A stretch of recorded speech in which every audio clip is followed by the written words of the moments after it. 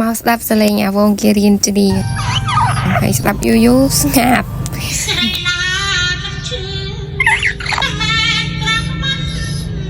អភ័យវារៀននិយាយរៀនច្រៀងតែអាវ៉ាត់នោះដឹងស្អីដែរស្រែកយំមួយថ្ងៃស៊ីឆ្អែតក៏យំឃ្លានក៏យំ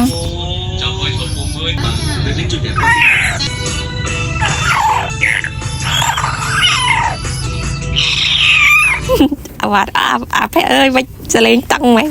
បាត់នឹងបាក់ច្រៀងហី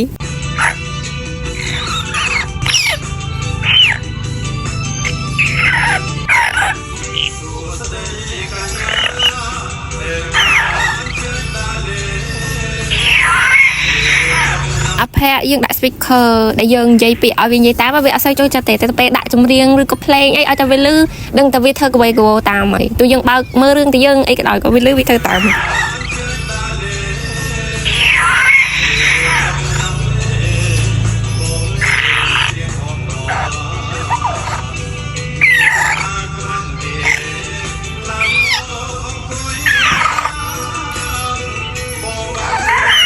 យូរទៅសំណំទេថាទីងម៉ៃដាក់ឲ្យអាភ័យច្រៀងវាសមកុំឲ្យលឺភ្លេងលុបសលេងវាឲ្យថ្លង់អា